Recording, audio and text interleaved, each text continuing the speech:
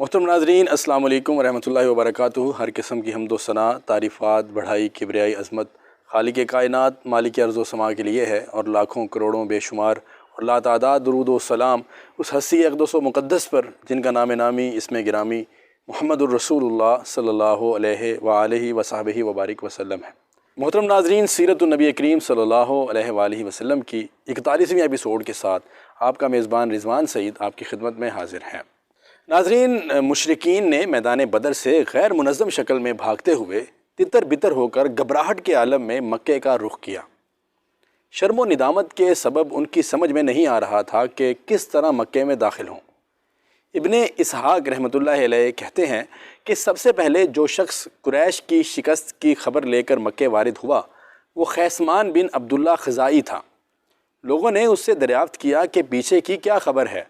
اس نے کہا کہ عتبہ بن ربیہ، شیبہ بن ربیہ، ابو الحکم بن ہشام، امیہ بن خلف اور مزید کچھ سرداروں کے نام لیتے ہوئے کہا کہ یہ سب قتل کر دیے گئے ہیں۔ ابو رافع رضی اللہ تعالیٰ عنہ کا بیان ہے کہ میں ان دنوں حضرت عباس رضی اللہ تعالیٰ عنہ کا غلام تھا۔ ہمارے گھر میں اسلام داخل ہو چکا تھا۔ حضرت عباس رضی اللہ تعالیٰ عنہ مسلمان ہو چکے تھے۔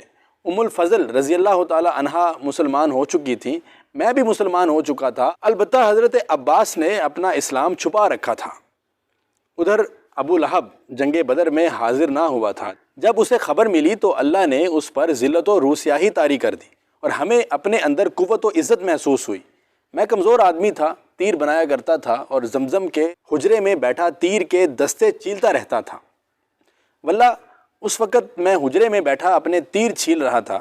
میرے پاس ام الفضل بیٹھی ہوئی تھیں اور جو خبر آئی تھی اس سے ہم شاداں و فرحاں تھے کہ اتنے میں ابو لہب اپنے دونوں پاؤں بری طرح گھسیٹتا ہوا آ پہنچا اور حجرے کے کنارے پر بیٹھ گیا۔ اس کی پیٹھ میری پیٹھ کی طرف تھی۔ ابھی وہ بیٹھا ہی ہوا تھا کہ اچانک شور ہوا، یہ ابو سفیان بن حارث بن عبد المطلب آ گیا۔ ابو لہب نے اس سے کہا کہ میرے پاس آؤ، میری عمر کی قسم تمہارے پاس خبر ہے۔ وہ ابو لہب کے پاس بیٹھ گیا۔ لوگ کھڑے تھے۔ ابو لہب نے کہا، بھتیجے بتاؤ لوگوں کا کیا حال رہا؟ ابو سفیان نے کہا، کچھ نہیں، بس لوگوں سے ہماری مڈ بھیڑ ہو گئی اور ہم نے اپنے کندھے ان کے حوالے کر دیے۔ وہ ہمیں جیسے چاہتے تھے قتل کرتے تھے اور جیسے چاہتے تھے قید کرتے تھے، اور اللہ کی قسم میں اس کے باوجود لوگوں کو ملامت نہیں کر سکتا۔ در حقیقت ہماری مڈ بھیڑ کچھ ایسے گورے چٹے لوگوں سے ہوئی تھی جو آسمان و زمین کے درمیان چت کبرے گھوڑوں پر سوار تھے۔ اللہ کی قسم نہ وہ کسی چیز کو چھوڑتے تھے اور نہ کوئی چیز ان کے مقابل ٹک پاتی تھی۔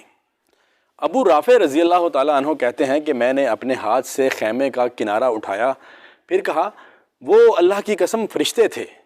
یہ سن کر ابو لہب نے اپنا ہاتھ اٹھایا اور میرے چہرے پر زوردار تھپڑ رسید کیا۔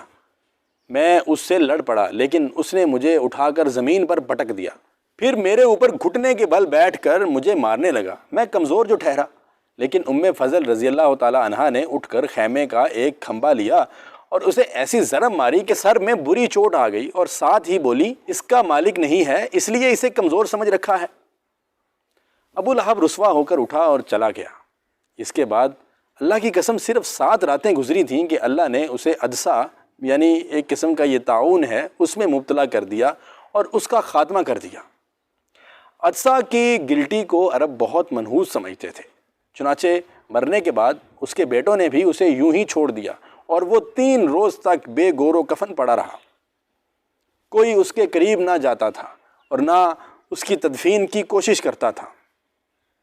جب اس کے بیٹوں کو خطرہ محسوس ہوا کہ اس طرح چھوڑنے پر لوگ انہیں ملامت کریں گے تو ایک گڑھا کھود کر اسی میں لکڑی سے اس کی لاش دھکیل دی اور دور ہی سے پتھر پھینک پھینک کر چھپا دی۔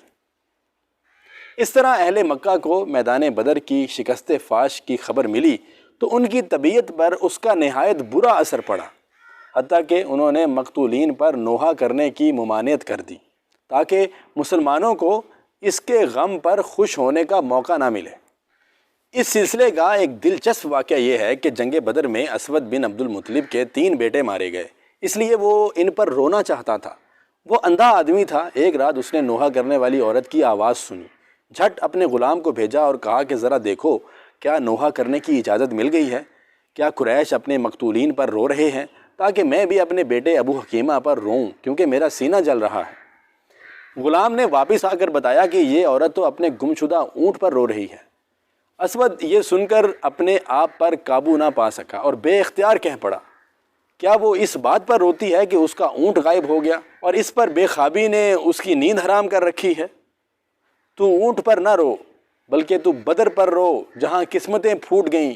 ہاں ہاں، بدر پر رو جہاں بنی بسیس، بنی مخزوم اور بنی ابو الولید کے قبیلے کے سربرآوردہ افراد ہیں۔ اگر رونا ہی ہے تو عقیل پر رو اور حارث پر رو جو شیروں کا شیر تھا۔ تو ان لوگوں پر رو اور سب کا نام لے لے کر، اور ابو حکیمہ کا تو کوئی ہمسر ہی نہ تھا۔ دیکھو ان کے بعد ایسے ایسے لوگ سردار ہو گئے کہ اگر بدر کا دن نہ ہوتا تو وہ سردار نہ ہو سکتے تھے۔ محترم ناظرین، دوسری طرف مسلمانوں کی فتح ہو چکی تھی تو رسول اللہ صلی اللہ علیہ وآلہ وسلم نے اہل مدینہ کو جلد از جلد خوشخبری دینے کے لیے 2 قاصد روانہ فرمائے۔ ایک حضرت عبداللہ بن رواحہ رضی اللہ تعالیٰ عنہ جنہیں اوالی جو کہ بالائی مدینہ کے باشندوں کے پاس بھیجا گیا تھا، اور دوسرے حضرت زید بن حارثہ رضی اللہ تعالیٰ عنہ تھے جنہیں زیری مدینہ کے باشندوں کے پاس بھیجا گیا تھا۔ اس دوران یہود اور منافقین نے جھوٹے پروپیگنڈے کر کر کے مدینے میں ہلچل بپا کر رکھی تھی، یہاں تک کہ یہ خبر بھی اڑا رکھی تھی کہ نبی کریم صلی اللہ علیہ وآلہ وسلم نعوذ باللہ من ذالک قتل کر دیے گئے ہیں۔ چنانچہ جب ایک منافق نے حضرت زید بن حارثہ رضی اللہ تعالیٰ عنہ کو نبی کریم صلی اللہ علیہ وآلہ وصحبہ وبارک وسلم کی اونٹنی قصبہ پر سوار آتے دیکھا تو بول پڑا کہ واقعی محمد صلی اللہ علیہ وآلہ وسلم قتل کر دیے گئے ہیں۔ دیکھو یہ تو انہی کی اونٹنی ہے، ہم اسے پہچانتے ہیں، اور یہ زید بن حارثہ ہے، شکست کھا کر بھاگا ہے اور اس قدر مروب ہے کہ اس کی سمجھ میں نہیں آتا کہ کیا کہے۔ بہرحال جب دونوں قاصد پہنچے تو مسلمانوں نے انہیں گھیر لیا اور ان سے تفصیلات سننے لگے، حتیٰ کہ انہیں یقین آ گیا کہ مسلمان فتح یاب ہو چکے ہیں۔ اس کے بعد ہر طرف مسرت و شادمانی کی لہر دوڑ گئی اور مدینے کے در و بام تحلیل و تکبیر کے نعروں سے گونج اٹھے، اور جو سربرآوردہ مسلمان مدینے میں رہ گئے تھے وہ رسول اللہ صلی اللہ علیہ وآلہ وسلم کو اس فتح مبین کی مبارکباد دینے کے لیے بدر کے راستے پر نکل پڑے۔ فتح بدر کے روز حضرت صلی اللہ علیہ وآلہ وسلم کی صاحبزادی حضرت رقیہ رضی اللہ تعالی عنہا نے وفات پائی۔ حضرت اسامہ بن زید رضی اللہ تعالی عنہ کا بیان ہے کہ ہمارے پاس اس وقت خبر پہنچی جب رسول اللہ صلی اللہ علیہ وآلہ وسلم کی صاحبزادی حضرت رقیہ رضی اللہ تعالی عنہا کو، جو کہ حضرت عثمان غنی رضی اللہ تعالی عنہ کے عقد میں تھیں، دفن کر کے قبر پر مٹی برابر کر چکے تھے۔ ان کی تیمارداری کے لیے حضرت عثمان بن عفان رضی اللہ تعالی عنہ کے ساتھ مجھے بھی رسول اللہ صلی اللہ علیہ وآلہ وسلم نے مدینہ ہی میں چھوڑ دیا تھا۔ رسول اللہ صلی اللہ علیہ وآلہ وسلم نے معرکہ ختم ہونے کے بعد 3 دن بدر میں قیام فرمایا، اور ابھی آپ صلی اللہ علیہ وآلہ وسلم نے میدان جنگ سے کوچ نہیں فرمایا تھا کہ مال غنیمت کے بارے میں لشکر کے اندر اختلاف پڑ گیا۔ رسول اللہ صلی اللہ علیہ وآلہ وسلم نے حکم دیا کہ جس کے پاس جو کچھ ہے وہ آپ کے حوالے کر دے۔ صحابہ کرام رضی اللہ عنہم نے اس حکم کی تعمیل کی، اور اس کے بعد اللہ نے وحی کے ذریعے اس مسئلے کا حل نازل فرمایا۔ سورہ انفال میں اللہ تبارک و تعالیٰ نے وحی نازل فرمائی کہ لوگ آپ سے مال غنیمت کے متعلق پوچھتے ہیں، کہہ دو غنیمت اللہ اور اللہ کے رسول کے لیے ہے، پس اللہ سے ڈرو اور اپنے باہمی تعلقات کی اصلاح کر لو اور اللہ اور اس کے رسول کی اطاعت کرو اگر واقعی ہی تم لوگ مومن ہو۔ اس کے بعد رسول اللہ صلی اللہ علیہ وآلہ وسلم نے مال غنیمت کو مسلمانوں کے درمیان تقسیم فرما دیا۔ رسول اللہ صلی اللہ علیہ وآلہ وسلم 3 روز بدر میں قیام فرما کر مدینے کے لیے چل پڑے۔ آپ کے ہمراہ مشرک قیدی بھی تھے اور مشرکین سے حاصل کیا ہوا مال غنیمت بھی۔ آپ صلی اللہ علیہ وآلہ وسلم نے حضرت عبداللہ بن قعب رضی اللہ تعالی عنہ کو اس کی نگرانی سونپی تھی۔ جب آپ صلی اللہ علیہ وآلہ وسلم وادی صفراء کے درے سے باہر نکلے تو درے اور نازیہ کے درمیان ایک ٹیلے پر پڑاؤ ڈالا اور وہیں خمس یعنی 5واں حصہ علیحدہ کر کے باقی مال غنیمت مسلمانوں پر برابر تقسیم کر دیا۔ وادی صفراء ہی میں آپ صلی اللہ علیہ وآلہ وسلم نے حکم صادر فرمایا کہ نضر بن حارث کو قتل کر دیا جائے۔ اس شخص نے جنگ بدر میں مشرکین کا پرچم اٹھا رکھا تھا اور یہ قریش کے اکابر مجرمین میں سے تھا۔ اسلام دشمنی اور رسول اللہ صلی اللہ علیہ وآلہ وسلم کی ایذا رسانی میں حد درجہ بڑھا ہوا تھا۔ آپ کے حکم پر حضرت علی رضی اللہ تعالیٰ عنہ نے اس کی گردن ماری۔ محترم ناظرین، اس کے بعد آپ صلی اللہ علیہ وآلہ وسلم ارک الزبیہ پہنچے تو عقبہ بن ابی معیط کے قتل کا حکم صادر فرمایا۔ یہ شخص جس طرح رسول اللہ صلی اللہ علیہ وآلہ وسلم کو ایذا پہنچایا کرتا تھا، اس کا کچھ ذکر پچھلی اقساط میں گزر چکا ہے۔ یہی شخص ہے جس نے رسول اللہ صلی اللہ علیہ وآلہ وسلم کی پیٹھ پر نماز کی حالت میں اونٹ کی اوجھ ڈال دی تھی، اور اسی شخص نے آپ کی گردن پہ چادر لپیٹ کر آپ صلی اللہ علیہ وآلہ وسلم کو قتل کرنا چاہا تھا، اور اگر حضرت ابو بکر صدیق رضی اللہ تعالیٰ عنہ بر وقت نہ گئے ہوتے تو اس نے اپنی دانست میں تو آپ صلی اللہ علیہ وآلہ وسلم کا گلا گھونٹ کر مار ہی ڈالا تھا۔ حضرت عاصم بن ثابت انصاری رضی اللہ تعالیٰ عنہ نے یا حضرت علی رضی اللہ تعالیٰ عنہ نے اس کی گردن مار دی۔ جنگی نقطہ نظر سے ان دونوں طاغوتوں کا قتل کیا جانا ضروری تھا، کیونکہ یہ صرف جنگی قیدی نہ تھے بلکہ جدید اصطلاح کی روح سے جنگی مجرم بھی تھے۔ اس کے بعد آپ صلی اللہ علیہ وآلہ وصحبہ وسلم مقام روحا پہنچے تو ان مسلمان سربراہوں سے ملاقات ہوئی جو دونوں قاصدوں سے فتح کی بشارت سن کر آپ صلی اللہ علیہ وآلہ وسلم کا استقبال کرنے اور آپ کو فتح کی مبارکباد پیش کرنے کے لیے مدینے سے نکل پڑے تھے۔ اس کے بعد آپ صلی اللہ علیہ وآلہ وسلم مدینہ منورہ میں اس طرح مظفر و منصور داخل ہوئے کہ اس شہر اور گرد و بیش کے سارے دشمنوں پر آپ صلی اللہ علیہ وآلہ وسلم کی دھاک بیٹھ چکی تھی۔ اس فتح کے اثر سے مدینے کے بہت سے لوگ حلقہ بگوش اسلام ہوئے، اور اسی موقع پر عبداللہ بن ابی اور اس کے ساتھیوں نے بھی دکھاوے کے لیے اسلام قبول کر لیا۔ آپ صلی اللہ علیہ وآلہ وسلم کی مدینہ تشریف آوری کے ایک دن بعد قیدیوں کی آمد ہوئی۔ آپ صلی اللہ علیہ وآلہ وسلم نے انہیں صحابہ کرام پر تقسیم فرما دیا اور ان کے ساتھ حسن سلوک کی وصیت فرمائی۔ اس وصیت کا نتیجہ یہ تھا کہ صحابہ کرام رضی اللہ عنہم خود کھجور کھاتے تھے لیکن قیدیوں کو روٹی پیش کرتے تھے۔ واضح رہے کہ مدینے میں کھجور بے حیثیت چیز تھی اور روٹی خاص گراں قیمت چیز تھی۔